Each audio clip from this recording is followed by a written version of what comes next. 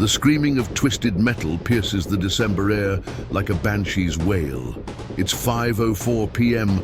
on December 15th, 1967, and the Silver Bridge, a vital artery connecting Point Pleasant, West Virginia, to Gallipolis, Ohio, is collapsing into the frigid Ohio River below.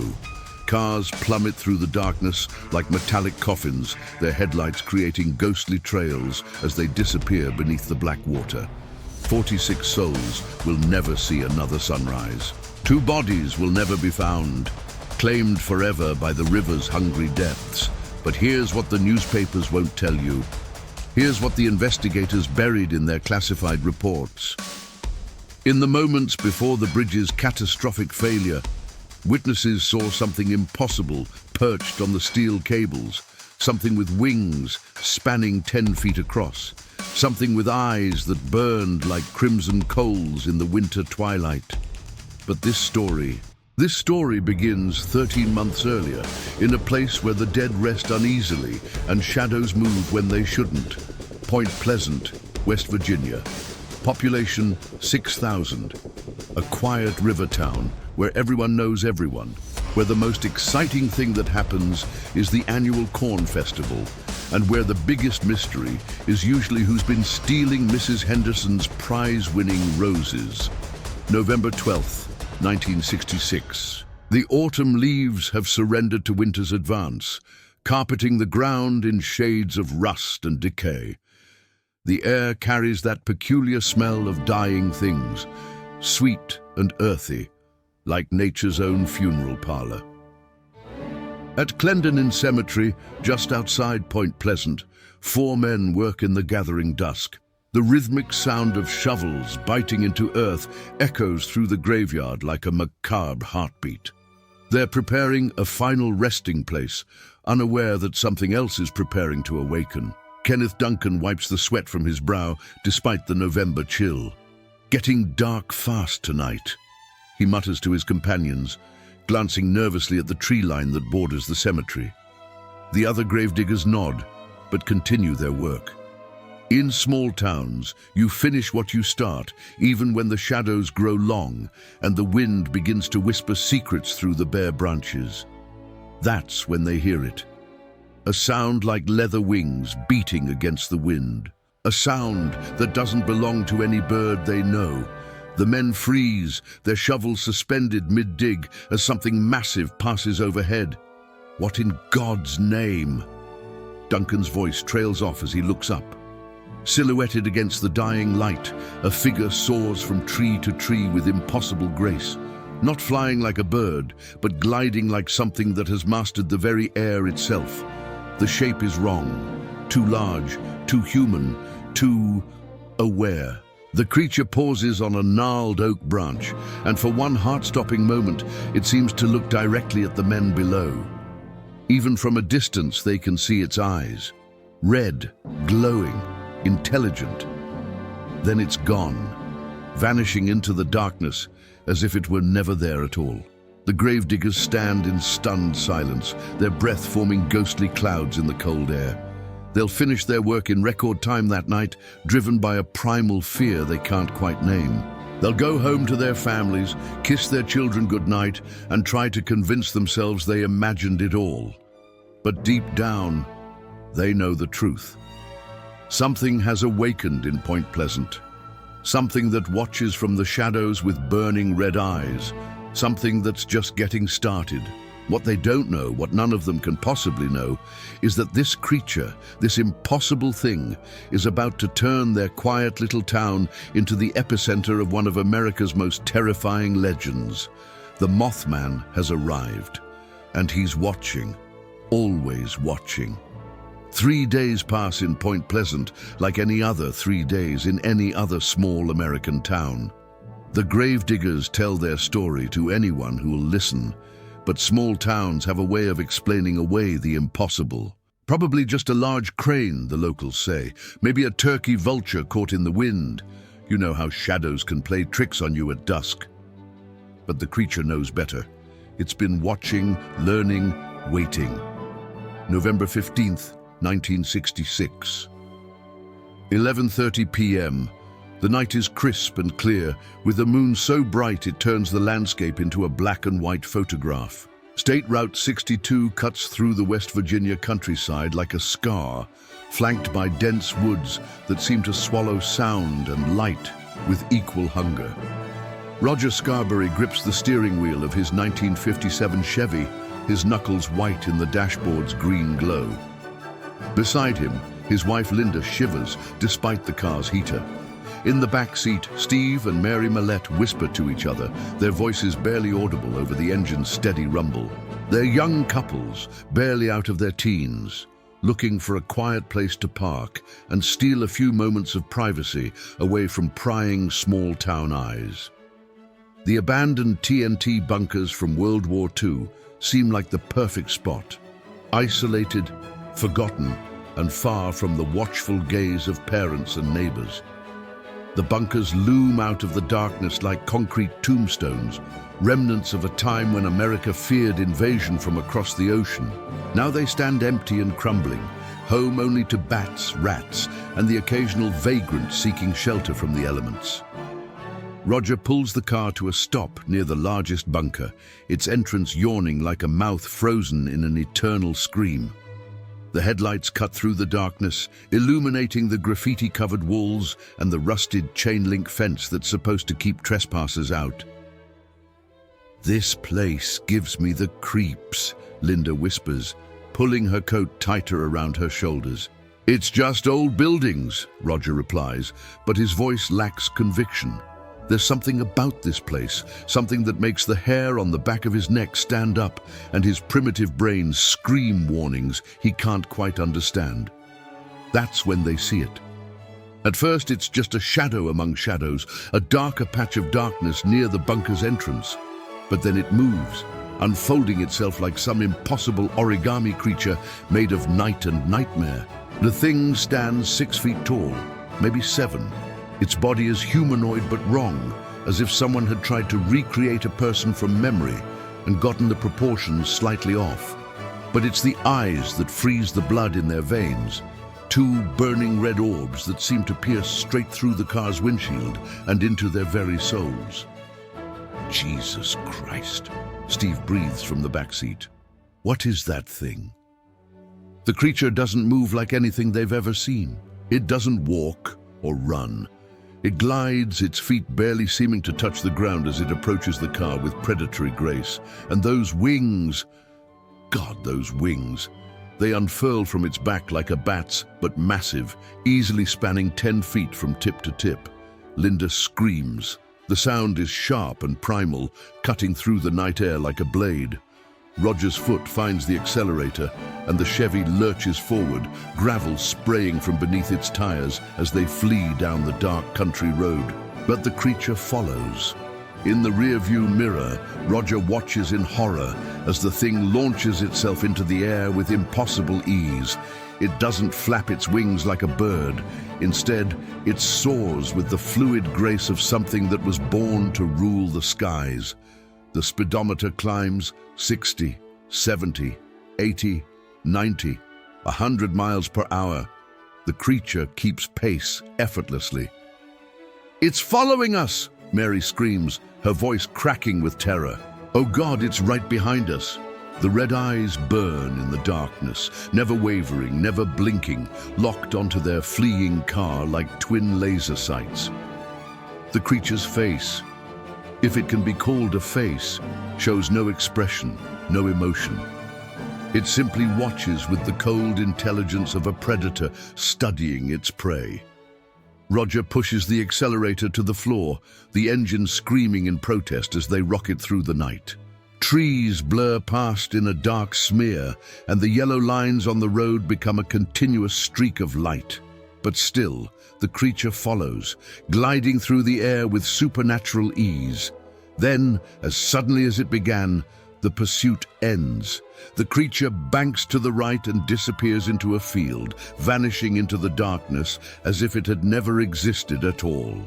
The 4 young people sit in stunned silence as Roger gradually slows the car, their hearts hammering against their ribs like caged birds, desperate to escape. The only sound is their ragged breathing and the tick of the cooling engine. "Did that really happen?" Linda whispers, her voice barely audible. Roger stares at the empty road ahead, his hands still trembling on the steering wheel. "We have to tell someone," he says finally. "We have to report this." But who would believe them?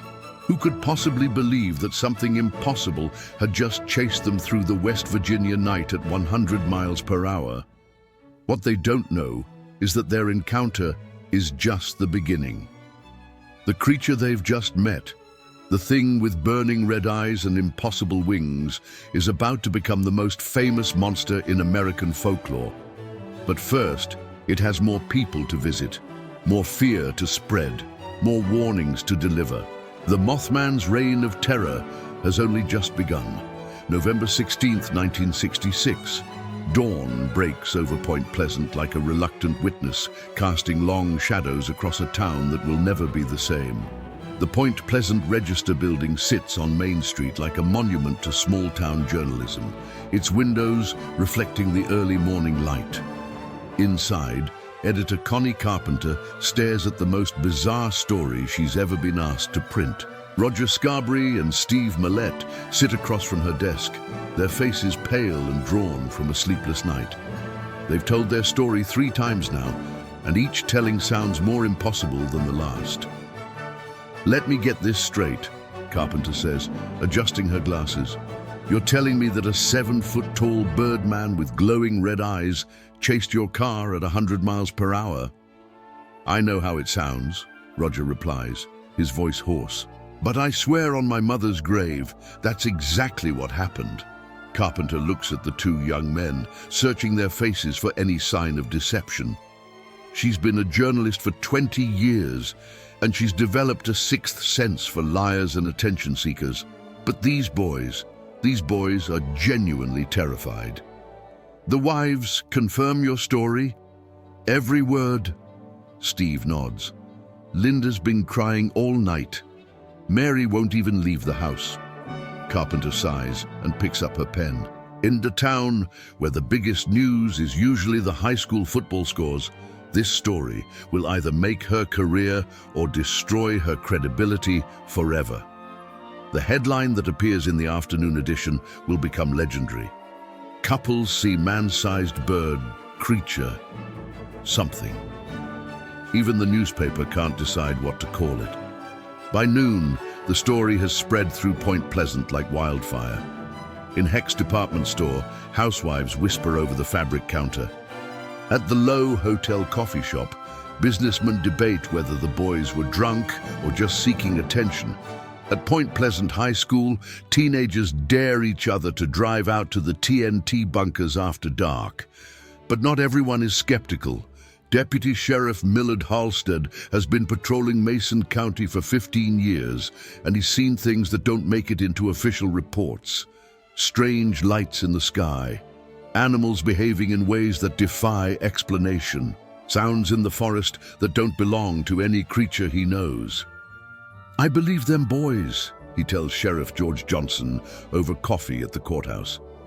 "Something's been stirring out there in them woods. I can feel it." Johnson, a practical man who spent his entire life in Point Pleasant, shakes his head. "Millard, you've been reading too many of them science fiction magazines. It was probably just a large bird, maybe a crane or a heron." "The cranes don't chase cars at 100 miles per hour, George. Neither do monsters." But as the day wears on, more reports begin to filter in. A farmer near the TNT area claims something large flew over his barn, spooking his cattle so badly they broke through a fence. A truck driver on Route 62 swears he saw red eyes watching him from the tree line. A young mother in nearby Gallipolis calls the police hysterical, claiming something with wings landed on her roof and peered through her bedroom window. By evening, the story has reached beyond Point Pleasant's borders. Radio stations in Charleston and Huntington pick up the tale, and reporters from larger newspapers begin making phone calls. Mary Heyer, a seasoned journalist with the Athens Messenger in nearby Ohio, hears about the sightings during her evening news roundup. Unlike many of her colleagues, she doesn't dismiss the story out of hand. She's covered enough strange occurrences in her career to know that truth is often stranger than fiction. She picks up her phone and dials the Point Pleasant register. "Connie, it's Mary Heyer. I'm hearing some interesting stories about your neck of the woods." As darkness falls on November 16th, something extraordinary happens in Point Pleasant.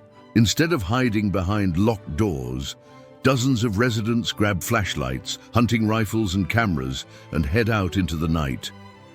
They're going hunting for a monster. Cars line the road leading to the TNT bunkers.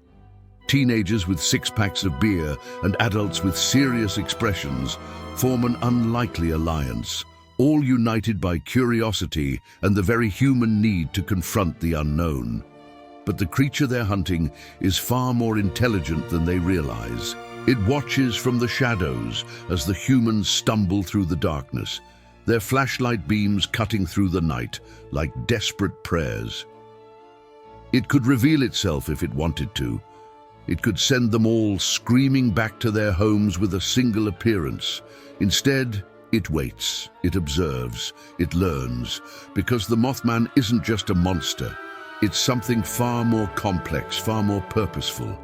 And its work in Point Pleasant has only just begun. At 11:47 p.m., just as the last of the monster hunters are giving up and heading home, Mrs. Marcella Bennett is driving home from visiting friends when she sees something that will haunt her for the rest of her life. A massive figure stands in her headlights, directly in the middle of the road. It's easily 7 feet tall, with wings folded against its back like a dark cape. But it's the eyes that freeze her blood. Two burning red coals that seem to look directly into her soul. The creature doesn't move. It simply stands there, watching her with an intelligence that's almost human. Almost. Mrs. Bennett's hands shake as she grips the steering wheel, her foot hovering over the accelerator.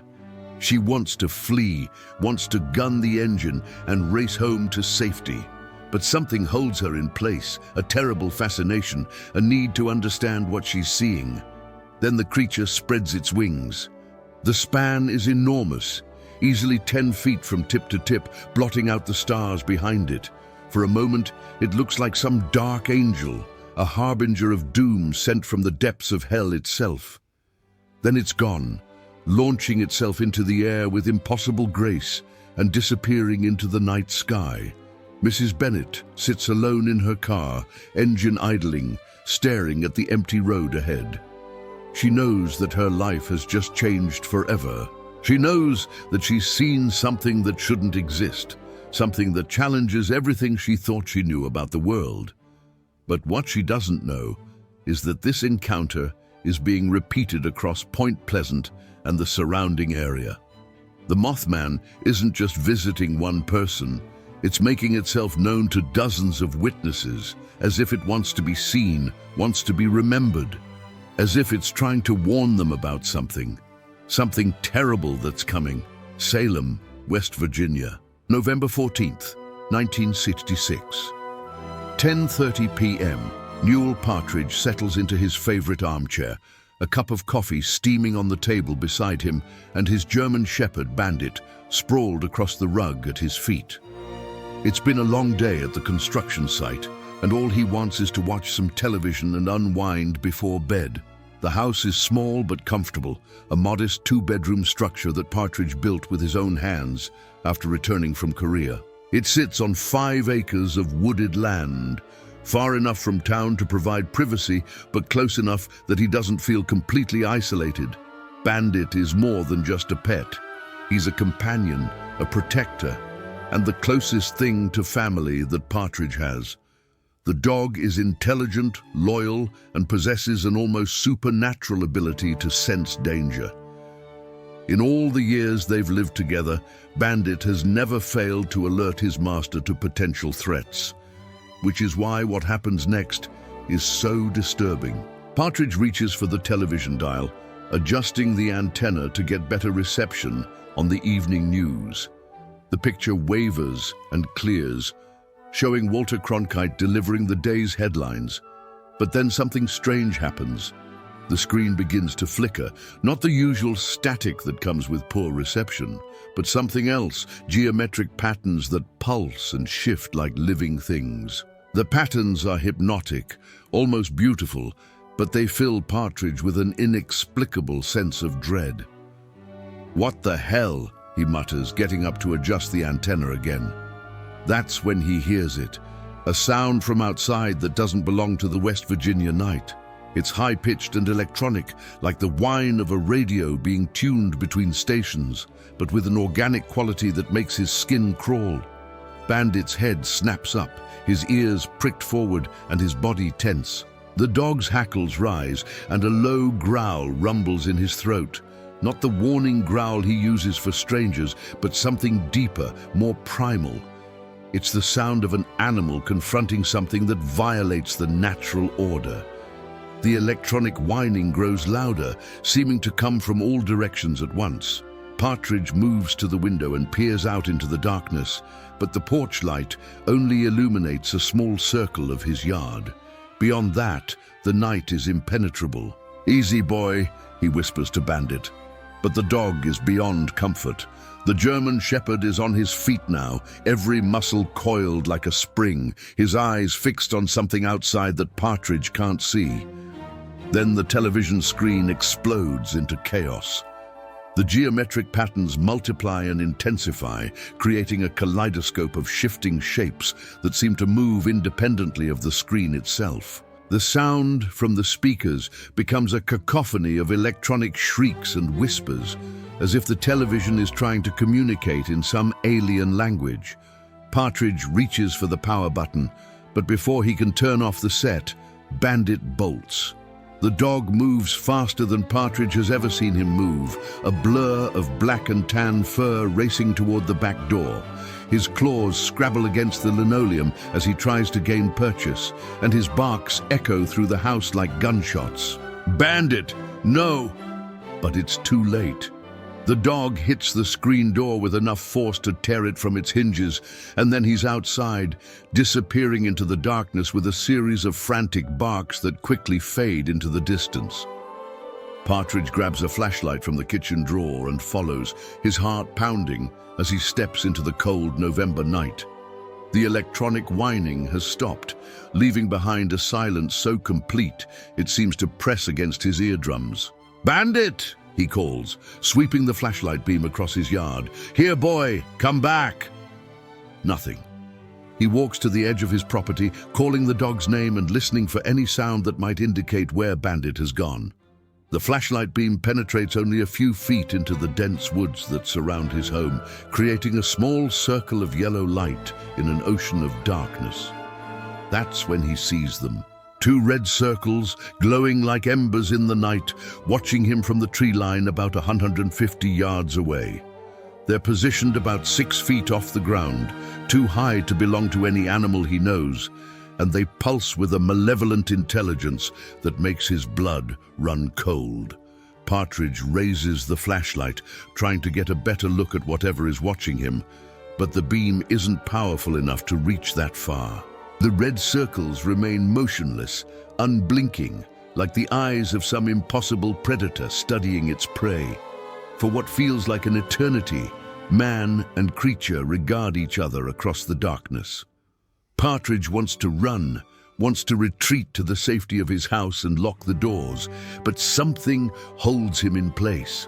Perhaps it's curiosity, or perhaps it's the terrible certainty that running won't help, that whatever is out there can follow him anywhere it chooses. Then as suddenly as they appeared, the red circles vanish.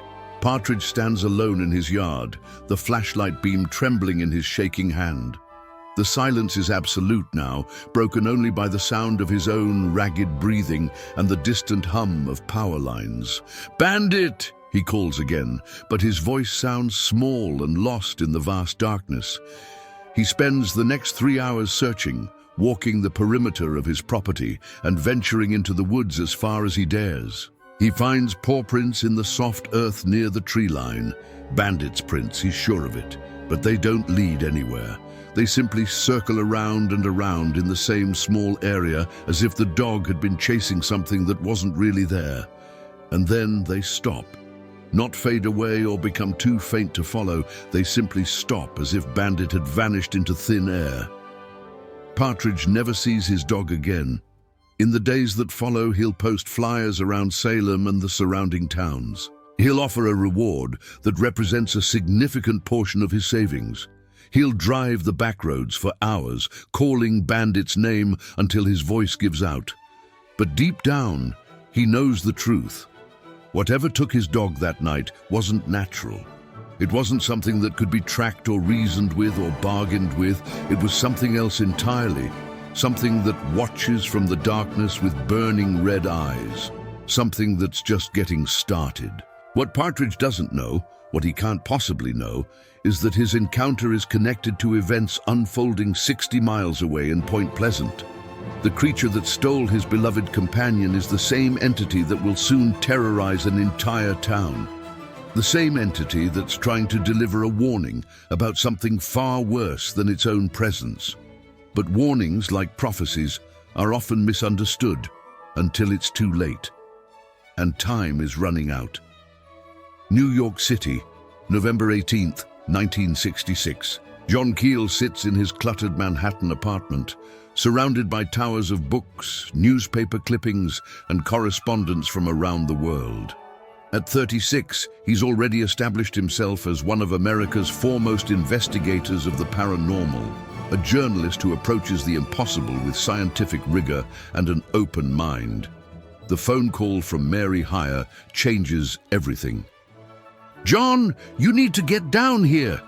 The veteran reporter's voice crackles through the long-distance connection. "Something's happening in West Virginia. Something big." Keel leans back in his chair, pen poised over a notepad. He's known Mary for years, and she's not given to flights of fancy. If she's calling about something paranormal, it's worth investigating. "Tell me," he says simply. "A creature." Witnesses describe it as humanoid, 7 feet tall, with wings and glowing red eyes. Multiple sightings over the past week, all in the Point Pleasant area. The locals are calling it the Mothman. Keel's pen stops moving. In his years of investigating strange phenomena, he's learned to recognize patterns. This description matches reports he's received from other parts of the country, isolated incidents that never made national news but shared disturbing similarities. How many witnesses? At least a dozen confirmed, probably more who haven't come forward yet. John, these aren't cranks or attention seekers. These are solid, reliable people. Farmers, construction workers, housewives. They're terrified.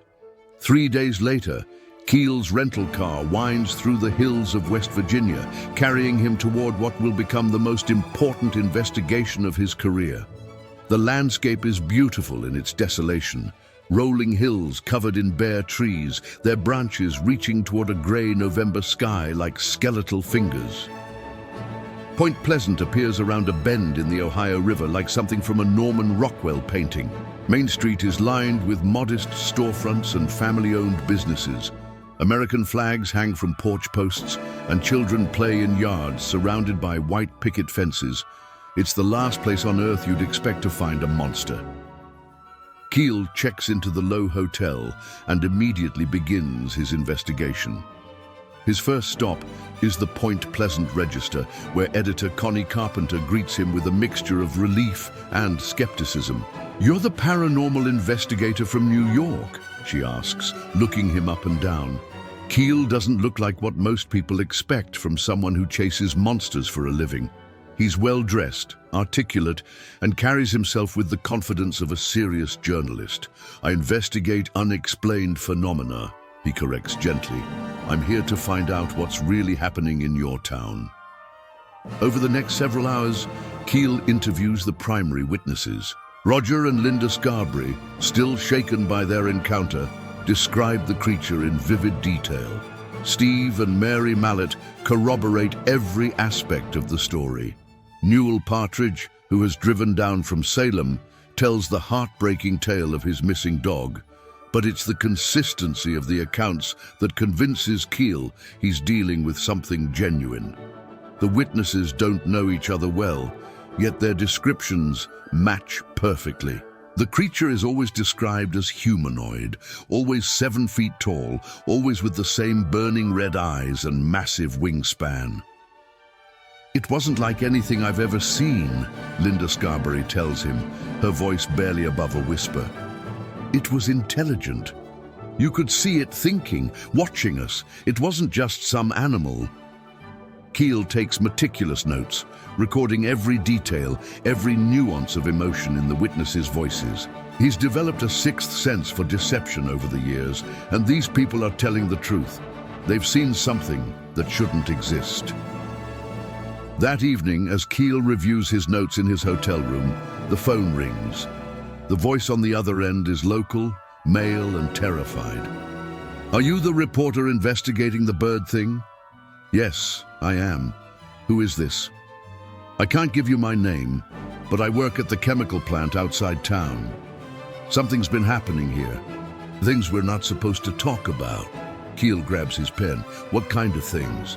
"Lights in the sky, strange readings on our instruments, and that creature. We've seen it too. It perches on our smokestacks sometimes, just watching. Management says we're not supposed to report it, but people are scared." The line goes dead. Over the following days, Keel uncovers a pattern of suppressed information. Workers at various industrial sites around Point Pleasant have been seeing the creature for weeks, but their supervisors have ordered them to keep quiet. Government officials deflect his questions with bureaucratic double talk. Even some local law enforcement officers seem reluctant to discuss the sightings on the record, but the encounters continue. On November 24th, 4 more witnesses report seeing the creature near the TNT bunkers. On November 25th, a family driving home from Thanksgiving dinner claims it followed their car for 3 miles. On November 27th, 2 hunters find massive footprints in the mud near the Ohio River, prints that don't match any known animal. Keel begins to notice something else. The witnesses aren't just seeing a monster, they're experiencing other phenomena as well. Strange phone calls with electronic voices, prophetic dreams about disasters, encounters with mysterious men in black suits who ask probing questions and then vanish. It's as if the Mothman's presence is opening doorways to other dimensions, other realities that normally remain hidden from human perception. "This isn't just about a creature," Keel writes in his journal. "This is about something much larger, much more complex. The Mothman seems to be a harbinger, a warning of events yet to come." But warnings of what? On December 1st, Keel receives a phone call that chills him to the bone. The voice is electronic, artificial, like something generated by a computer. "The bridge," the voice says. "Tell them about the bridge." "What bridge? Who is this?" "The Silver Bridge. It will fall when the waters are still and the moon is dark. Many will die." The line goes dead, leaving Keel staring at the phone in his hotel room. He's received strange calls before during his investigations, but this one feels different, more urgent, more real. He looks out his window at the Silver Bridge, its lights twinkling in the darkness as cars cross between West Virginia and Ohio. It's a vital link for the community, carrying thousands of vehicles every day. The idea that it might collapse seems impossible. The bridge was built to last, engineered to withstand the worst that nature could throw at it. But as Keel has learned during his time in Point Pleasant, impossible things have a way of becoming reality. He picks up his pen and begins to write, documenting everything he's learned about the Mothman and its apparent connection to future disasters. He doesn't know if anyone will believe him, but he has to try, because if the voice on the phone is right, time is running out, and the Mothman's true purpose is about to be revealed in the most tragic way possible. December 1967. Point Pleasant, West Virginia. Winter has settled over the Ohio River Valley like a shroud, bringing with it an atmosphere of dread that seems to seep into the very bones of the town.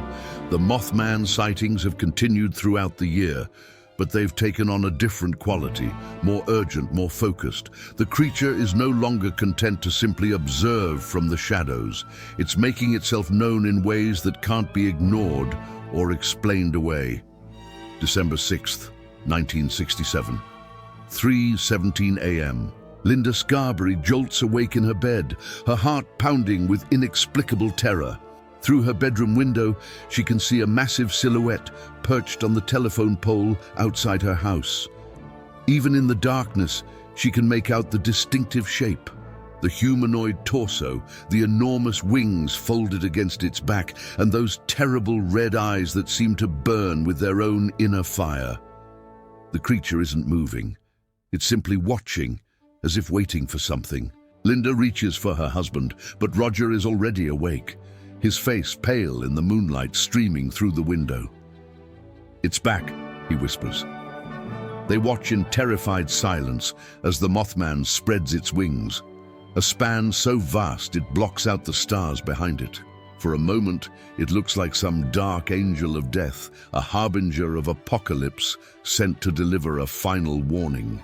Then it launches itself into the night sky and disappears, leaving behind only the memory of those burning red eyes and a sense of impending doom that will haunt the Scarberrys for the rest of their lives. What the Scarberrys don't know, what no one in Point Pleasant knows, is that 40 miles away, the Silver Bridge is slowly dying. The bridge is a marvel of 1920s engineering, a suspension bridge that spans the Ohio River with elegant steel cables and a roadway that seems to float above the water. For 40 years, it has carried the hopes and dreams of two communities, connecting Point Pleasant, West Virginia with Gallipolis, Ohio. But time and traffic have taken their toll. Deep within the bridge's structure, in a place where no human eye can see, a tiny crack has formed in I-bar 330, a critical component that helps support the entire span. The crack is microscopic, invisible to routine inspections, but it's growing with each passing day.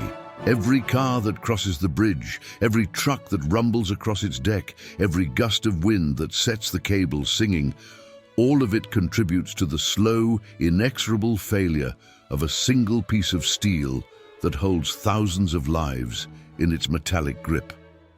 December 10th, 1967.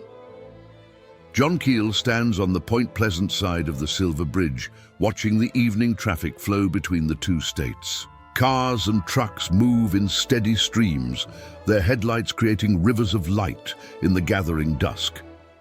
He's been in Point Pleasant for nearly a month now, documenting every Mothman sighting, every strange occurrence, every prophetic dream reported by the increasingly nervous residents. His investigation has revealed a pattern that chills him to the bone. The Mothman isn't just appearing randomly. Its sightings are concentrated around specific locations: the TNT bunkers, the chemical plant, and increasingly, the Silver Bridge itself. "It's trying to tell us something," Keel writes in his journal that night. "Every appearance, every encounter seems designed to draw attention to potential disaster sites." But what kind of disaster? And when?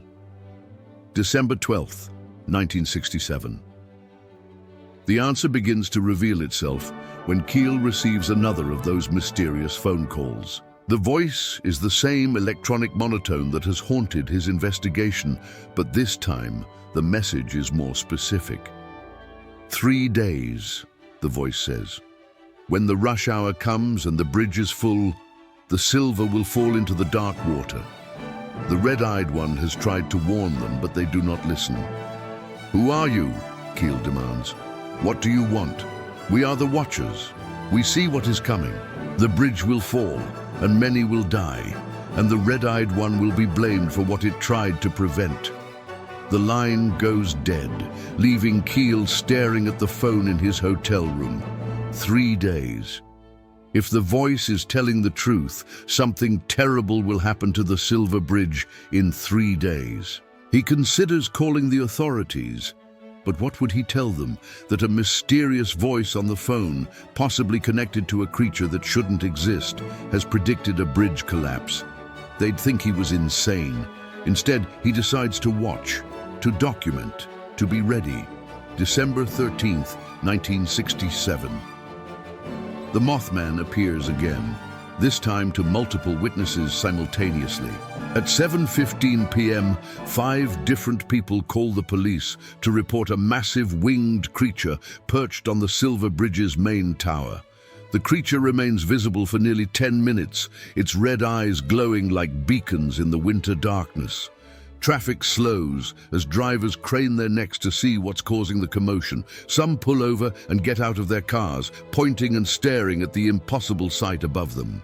Then, as suddenly as it appeared, the creature spreads its wings and soars away into the night, leaving behind a crowd of shaken witnesses and a growing sense that something momentous is about to happen. December 14th, 1967. The final day dawns grey and cold, with a bitter wind that cuts through the heaviest coats and seems to carry whispers of disaster. The Ohio River flows dark and sluggish beneath the Silver Bridge, its surface reflecting the leaden sky like a mirror made of shadows. Throughout the day, residents of Point Pleasant report an unusual number of Mothman sightings. The creature appears on rooftops, in parking lots, near the river's edge, always watching, always waiting, as if it knows something terrible is about to unfold. At the chemical plant, workers report that their instruments are registering strange readings. At the TNT bunkers, hunters find fresh footprints that don't belong to any known animal. At the local hospital, emergency room staff notice an unusual number of patients complaining of prophetic nightmares and inexplicable anxiety. It's as if the entire town is holding its breath, waiting for something to happen. December 15th, 1967, 4:58 p.m. Rush hour traffic builds on both sides of the Silver Bridge as people head home from work, eager to escape the bitter cold and gather with their families for the evening. The bridge deck is packed with vehicles, cars, trucks, a school bus carrying children home from a Christmas concert. In the gathering dusk, no one notices the hairline crack in I-bar 330 as it spreads another microscopic fraction of an inch. No one sees the Mothman as it perches one final time on the bridge's main tower, its red eyes reflecting the headlights of the doomed vehicles below. No one hears the almost inaudible groan of metal under stress as 40 years of fatigue finally reach their breaking point. But in 6 minutes, the impossible will become reality. In 6 minutes, the Silver Bridge will collapse into the Ohio River, taking 46 lives with it, and the Mothman's true purpose, as a harbinger, a warning, a desperate attempt to prevent tragedy, will finally be understood. But by then, it will be too late. December 15th, 1967, 5:04 p.m. The sound begins as a whisper, a barely audible groan of metal under stress that's lost beneath the rumble of traffic and the howl of winter wind.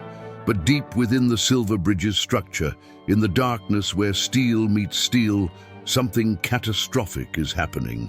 I-bar 330, a critical component that has faithfully supported the bridge for 40 years, reaches its breaking point. The microscopic crack that has been growing for months suddenly spreads like lightning through the metal, creating a fracture that dooms everything above it. For a split second, the bridge holds. Physics and engineering wage a desperate battle against entropy and time.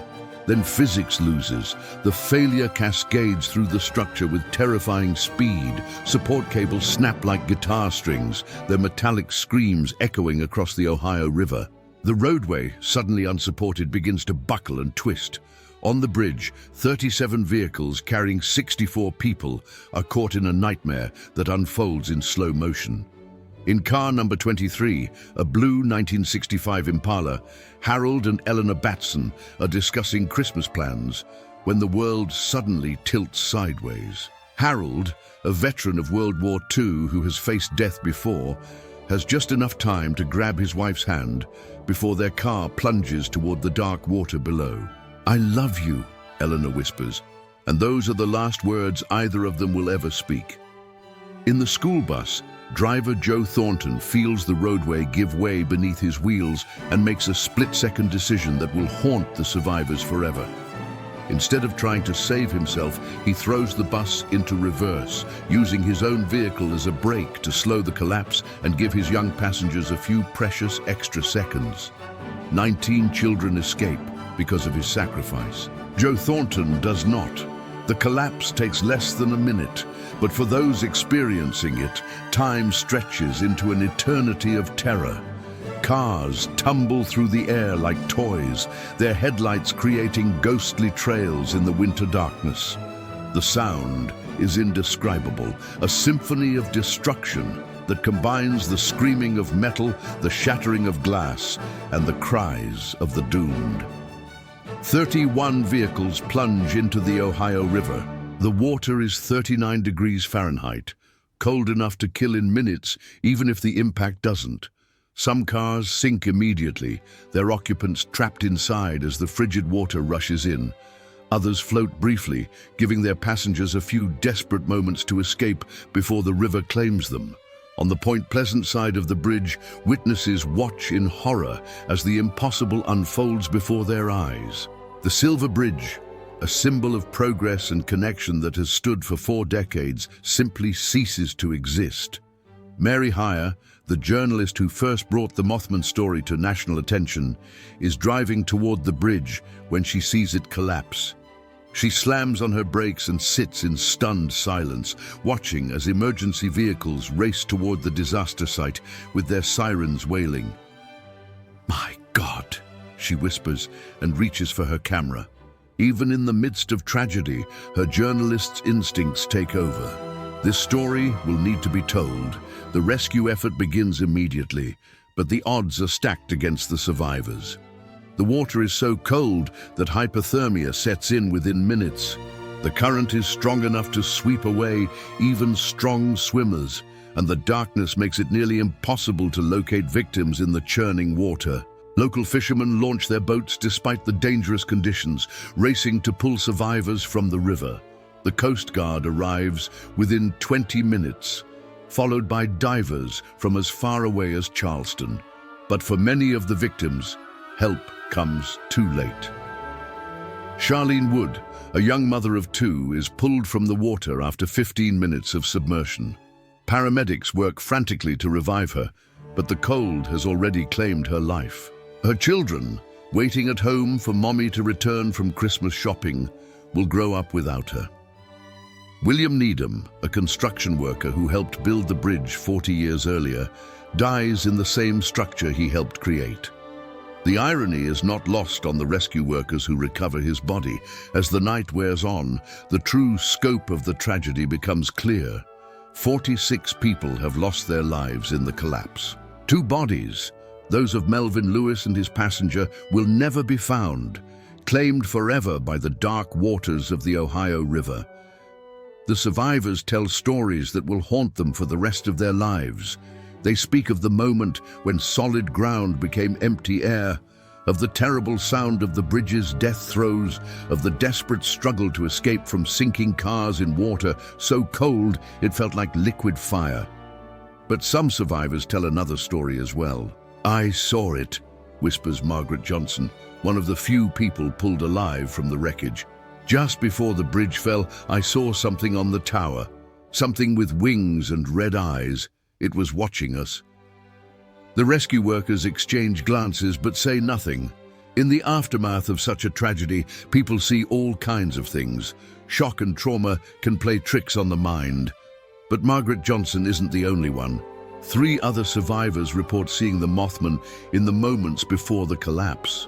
They describe it perched on the bridge's main tower, its massive wings spread against the winter sky, its red eyes glowing like warning beacons in the darkness. "It was trying to warn us," insists Robert Miller, who lost his wife in the collapse but somehow survived himself. I could see it in its eyes. It knew what was going to happen. By dawn on December 16th, the Silver Bridge is gone. All that remains are twisted pieces of steel jutting from the water like the ribs of some massive beast, and a community forever changed by tragedy. The investigation into the collapse will take months, but the conclusion will be simple and devastating. Metal fatigue. A single component, stressed beyond its limits by decades of use, finally failed. There was no sabotage, no act of God, no supernatural intervention, just the inexorable march of time and the limits of human engineering. But for those who have followed the Mothman story, the timing is too perfect to be coincidental. For 13 months, the creature has been appearing around Point Pleasant, growing more agitated, more visible, more desperate with each sighting. And now, just hours after its final appearance on the bridge itself, the structure has collapsed in the most devastating disaster in the town's history. Was the Mothman responsible for the tragedy, or was it trying to prevent it? The answer depends on whether you believe in harbingers, creatures that appear not to cause disasters but to warn of them. Messengers from some other realm desperately trying to communicate across the barriers of species and dimension. If that's true, then the Mothman's appearances weren't threats, they were warnings. And the real tragedy isn't just the 46 lives lost in the collapse. It's that no one understood what the creature was trying to tell them until it was too late. December 16th, 1967, dawn. Point Pleasant awakens to a world forever changed. The Silver Bridge, which had connected 2 states and countless lives for 40 years, is gone. In its place, twisted metal and debris mark the site of West Virginia's deadliest bridge collapse. But something else has vanished as well. The Mothman, which had terrorized and fascinated the region for 13 months, has simply disappeared. No more sightings. No more red eyes watching from the darkness.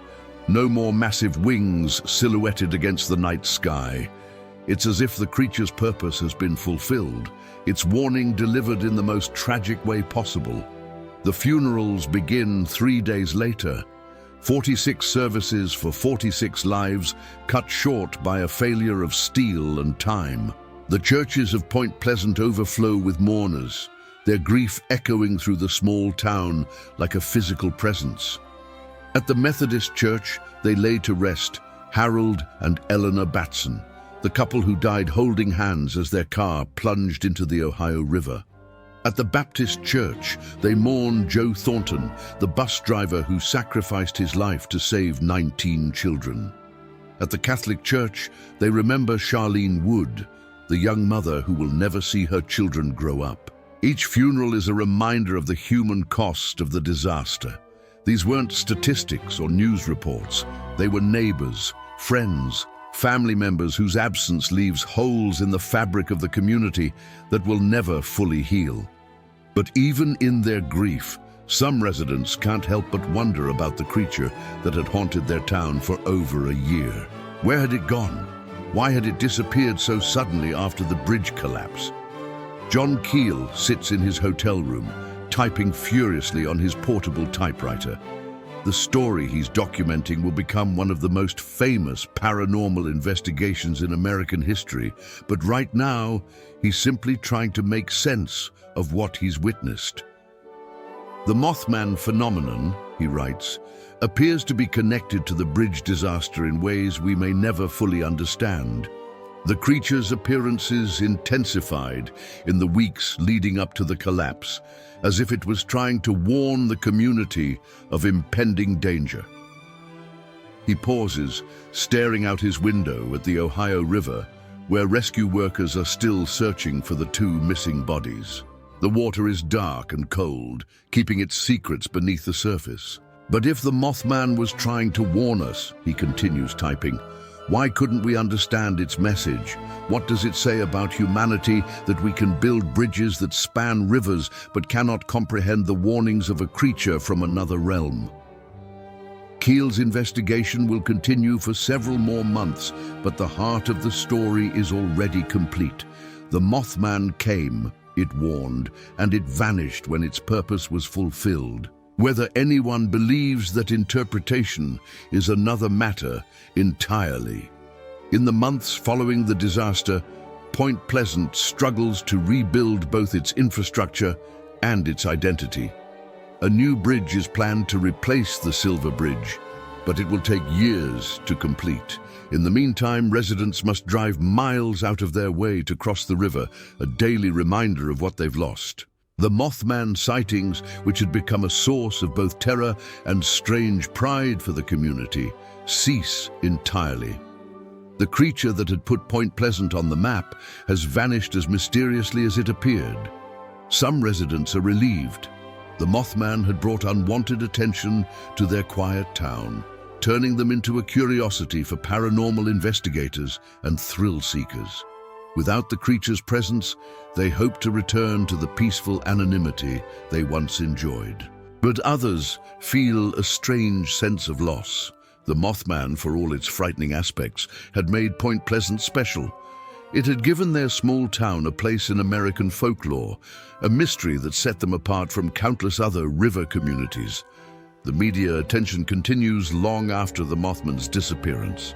Reporters from major newspapers and television networks descend on Point Pleasant, interviewing witnesses and trying to make sense of the connection between the creature and the bridge collapse. Most approach the story with skepticism, treating the Mothman as a curiosity rather than a genuine phenomenon. They focus on the psychological aspects of the sightings, suggesting that the creature was a manifestation of collective anxiety about the aging bridge. But a few journalists take a different approach. They interview the witnesses with respect, document their accounts carefully, and acknowledge that there are aspects of the story that defy conventional explanation. Mary Heyer, who had covered the Mothman story from the beginning, becomes the unofficial historian of the phenomenon. Her articles for the Athens Messenger provide a detailed record of the sightings and their apparent connection to the bridge disaster. Whether you believe in the Mothman or not, she writes, you cannot deny the sincerity of the witnesses. These are honest, hard-working people who saw something that challenged their understanding of the world. Their accounts deserve to be preserved, not dismissed. In 1975, John Keel publishes The Mothman Prophecies, a detailed account of his investigation into the Point Pleasant sightings. The book becomes a bestseller, introducing the Mothman legend to a national audience and cementing the creature's place in American folklore. Keel's approach is unique among paranormal investigators. Rather than simply cataloging strange events, he attempts to understand the broader patterns and connections that link seemingly unrelated phenomena. His theory that the Mothman was a harbinger trying to warn of the bridge disaster resonates with readers who are hungry for meaning in an increasingly chaotic world. The book's success brings renewed attention to Point Pleasant, but this time the focus is different. Instead of being seen as a town plagued by a monster, Point Pleasant begins to be viewed as the site of a genuine mystery, a place where the boundaries between the known and unknown became blurred. As the 1970s progress, Point Pleasant slowly adapts to its new identity as the home of the Mothman. Local businesses begin incorporating the creature into their marketing, selling Mothman t-shirts, postcards and souvenirs to the steady stream of visitors who come seeking traces of the legendary creature. The transformation isn't without controversy. Some residents, particularly those who lost loved ones in the bridge collapse, feel that commercializing the Mothman trivializes the tragedy that claimed 46 lives. They argue that the creature should be remembered as a harbinger of disaster, not a tourist attraction. Others see the Mothman tourism as a way to honor the memory of the bridge victims, while also providing economic benefits to a community that has struggled since the disaster. They point out that the creature's story, properly told, includes the tragedy and loss that followed its appearances. The debate reflects a larger question about how communities should remember traumatic events. Is it better to preserve the pain and solemnity of tragedy, or to find ways to transform that pain into something that can benefit future generations? By the 1980s, a new generation of Point Pleasant residents has grown up with the Mothman as part of their local heritage. For them, the creature isn't a source of terror, but a unique aspect of their hometown's identity.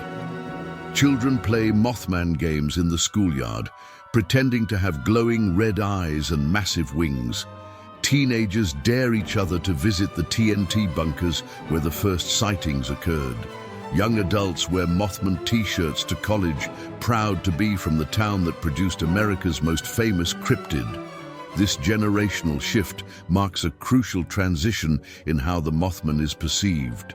What began as a source of fear has evolved into a source of pride, a transformation that reflects the human capacity to find meaning and even comfort in the mysterious and unexplained. But even as Point Pleasant embraces its Mothman heritage, questions remain. What was the creature that terrorized the town for 13 months? Where did it come from, and where did it go? And most importantly, will it ever return? The answers to those questions lie in the future, in events that haven't yet unfolded. But one thing is certain: the Mothman's legacy will endure long after the last witness has passed away. Because some stories are too powerful to die, some mysteries are too compelling to solve, and some creatures, once they've captured the human imagination, become immortal. September 2002. Point Pleasant, West Virginia. 35 years have passed since the Silver Bridge collapse, and Point Pleasant has transformed itself from a town haunted by tragedy into a community that celebrates its unique place in American folklore. The first annual Mothman Festival draws over 2,000 visitors to the small West Virginia town, marking a remarkable evolution in how the creature is perceived. Main Street is decorated with red-eyed banners and winged silhouettes. Local vendors sell Mothman merchandise from booths that line the sidewalks. Children wear costume wings and pose for photos with a 12-foot-tall Mothman statue that has become the town's most famous landmark. But beneath the festive atmosphere, something deeper is happening. The Mothman isn't just a tourist attraction. It's become a symbol of resilience, a way for Point Pleasant to transform its darkest chapter into a source of community pride and economic vitality. Jeff Wamsley, founder of the Mothman Museum and organizer of the festival, addresses the crowd from a makeshift stage in the town square. Behind him, the statue's metallic wings catch the afternoon sunlight, casting shadows that seem to move with a life of their own. The Mothman isn't just our monster, Wamsley tells the assembled crowd. It's our protector, our guardian, our reminder that there are mysteries in this world that science can't explain. And maybe that's okay. Maybe we need a little mystery in our lives. The crowd cheers, but not everyone in Point Pleasant shares this enthusiasm. Some of the older residents, particularly those who lived through the original sightings and the bridge disaster, watch the festivities with mixed emotions. "It's not a game," mutters Harold Jenkins, who was 17 when the Silver Bridge collapsed and lost 2 friends in the disaster. "That thing brought death to our town. Now we're celebrating it like it's some kind of hero." But Jenkins is in the minority. For most residents, the Mothman Festival represents something positive, a way to honor their history while building a sustainable future for their community. The festival's success sparks renewed interest in the Mothman phenomenon, and with that interest comes something unexpected: new sightings. The reports begin trickling in during the early 2000s. Scattered accounts from across the United States of encounters with creatures that match the classic Mothman description. Unlike the concentrated sightings of 1966-1967, these modern encounters are spread across vast distances and time periods. In 2007, a construction worker in Chicago claims to see a massive winged figure perched on a skyscraper during his lunch break. The creature watches him for several minutes before spreading its wings and disappearing into the urban canyon. In 2011, a family driving through rural Illinois reports being followed by something with glowing red eyes that kept pace with their car at highway speeds. The encounter lasts for nearly 20 miles before the creature veers off into a cornfield. In 2016, multiple witnesses in West Virginia, not far from Point Pleasant, report seeing a large winged creature near a chemical plant. The sightings occur just weeks before a major industrial accident that kills 3 workers and injures dozens more. The pattern is eerily familiar to those who remember the original Point Pleasant encounters. The creature appears near sites of potential disaster, as if it's still trying to deliver warnings that humans struggle to understand. Dr. Sarah Chen, a folklorist at West Virginia University who has studied the Mothman phenomenon for over a decade, believes these modern sightings represent something more complex than simple copycat reports. What we're seeing, she explains in a 2018 interview, is the evolution of a modern myth. The Mothman has transcended its origins as a local legend and become an archetypal figure, a symbol of humanity's relationship with the unknown and our fear of impending disaster. But Chen acknowledges that not all the modern sightings can be dismissed as folklore or misidentification. Some of the witnesses are credible, their accounts detailed and consistent with the original Point Pleasant descriptions. There's something happening here that we don't fully understand, she admits. Whether it's a genuine cryptid, some kind of interdimensional phenomenon, or a manifestation of collective unconscious fears, the Mothman continues to appear to people who need warnings about dangers they can't yet perceive. The internet age has transformed how Mothman encounters are reported and investigated. Social media platforms buzz with alleged sightings, blurry photographs, and amateur video footage.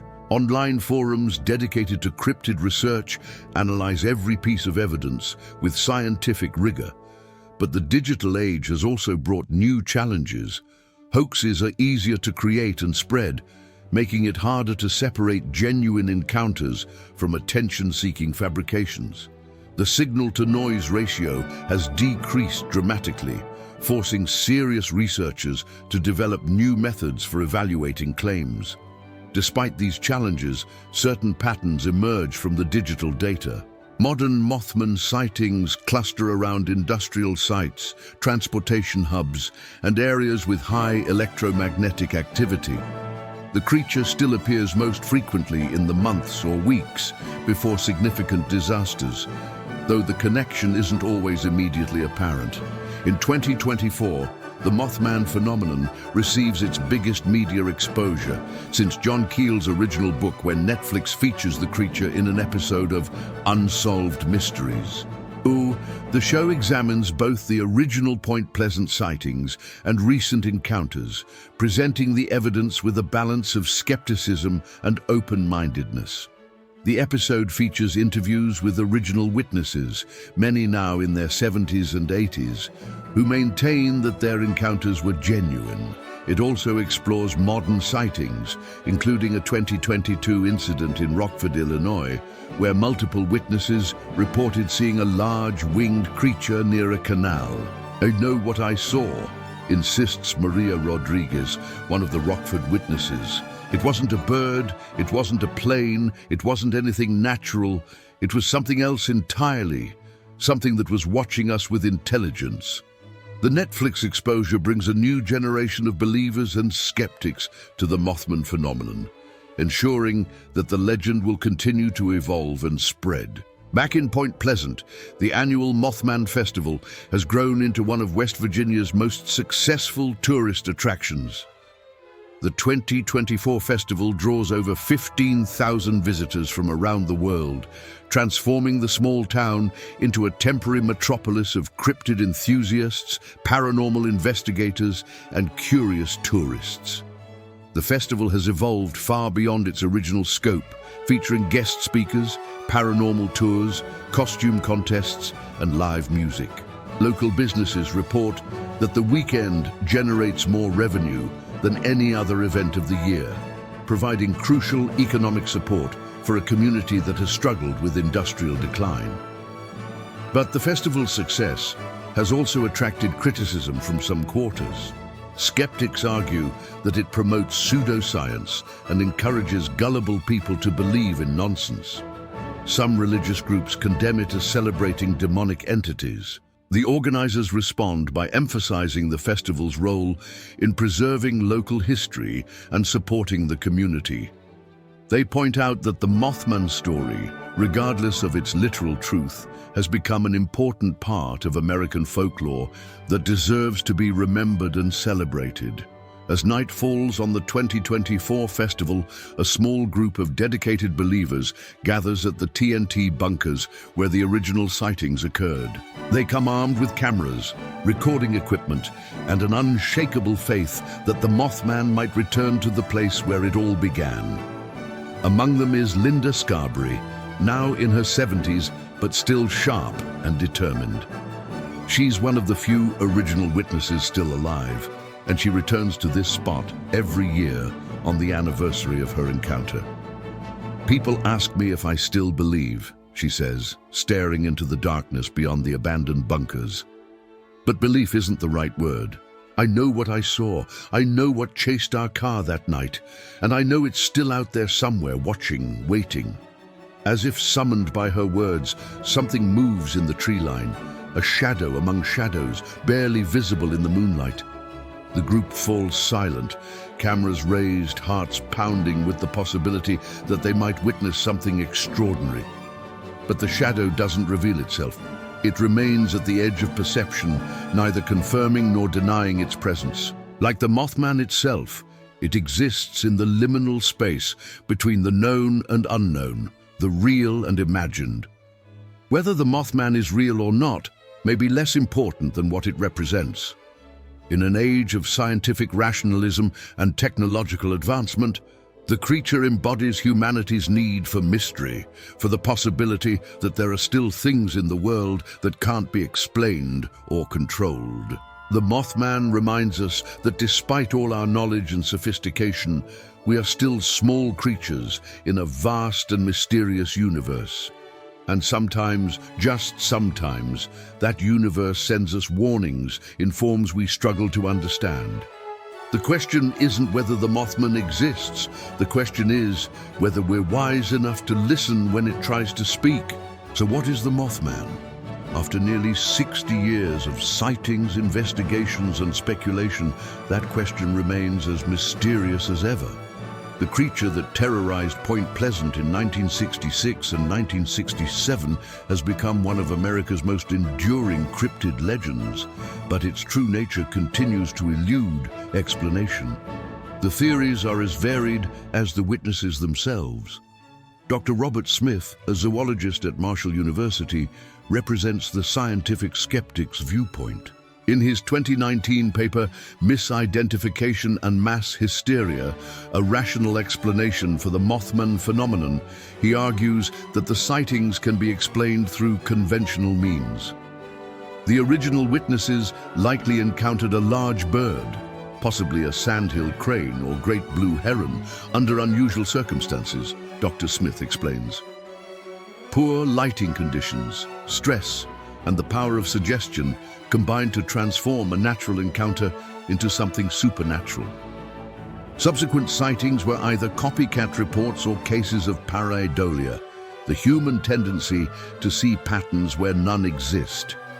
His theory is supported by the fact that sandhill cranes, which can stand over 4 feet tall with wingspans exceeding 6 feet, were migrating through the Ohio River Valley during the time of the original sightings. In dim light, with their long necks extended and their eyes reflecting car headlights, they could conceivably be mistaken for something more sinister.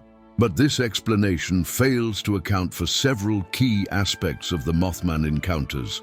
Cranes don't fly at 100 miles per hour. They don't perch on telephone poles or bridge towers. And they certainly don't appear with the consistency and intelligence described by witnesses. At the other end of the spectrum are those who believe the Mothman represents something far more exotic than a misidentified bird. UFO researchers have long suggested that the creature might be extraterrestrial in origin, either an alien entity itself or some kind of biological probe sent to monitor human activity. They point to the numerous UFO sightings that occurred in the Point Pleasant area during the same time period as the Mothman encounters. The correlation between UFO activity and cryptid sightings is too strong to ignore, argues Dr. Elena Vasquez, a researcher with the International UFO Research Organization. The Mothman may be what we call a biological drone, a living surveillance device created by an advanced alien civilization to monitor human behavior and warn of impending disasters. This theory would explain the creature's apparent intelligence, its ability to appear and disappear at will, and its seeming connection to future catastrophes. If the Mothman is indeed an alien construct, its warnings about the Silver Bridge collapse might represent an attempt by extraterrestrial observers to prevent human suffering. But perhaps the most intriguing theories come from those who study folklore and mythology.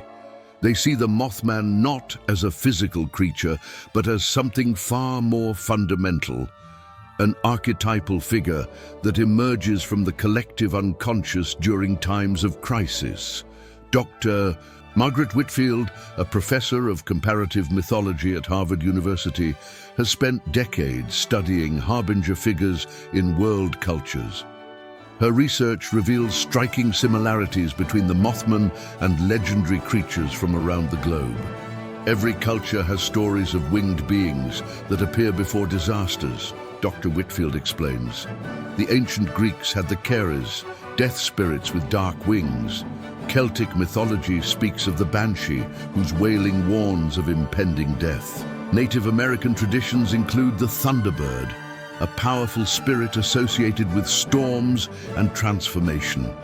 According to this interpretation, the Mothman is the modern American manifestation of an ancient archetype, a psychological projection of humanity's fear of the unknown and our desperate desire for warning signs that might help us avoid catastrophe. The Mothman appears when communities are under stress, when the social fabric is strained by forces beyond their control. Dr. Whitfield continues, it's not a physical creature, but a manifestation of collective anxiety given form by the power of shared belief. Then there are the theories that venture into even stranger territory. Some researchers propose that the Mothman exists in multiple dimensions simultaneously, able to phase in and out of our reality at will. This would explain its ability to appear and disappear without trace, as well as its apparent immunity to physical laws. We're dealing with something that operates outside our normal understanding of space and time, suggests Dr. James Morrison, a theoretical physicist who has studied anomalous phenomena for over 20 years. The Mothman may be an interdimensional entity that can perceive future events because it exists partially outside our temporal framework. This theory draws on cutting-edge physics concepts like quantum mechanics and string theory, suggesting that reality is far more complex and layered than we currently understand. If multiple dimensions exist alongside our own, it's conceivable that beings from those realms might occasionally intersect with our world. But perhaps the most unsettling theory is also the simplest, that the Mothman is exactly what it appears to be: a harbinger, a warning system, a guardian angel with a terrifying appearance.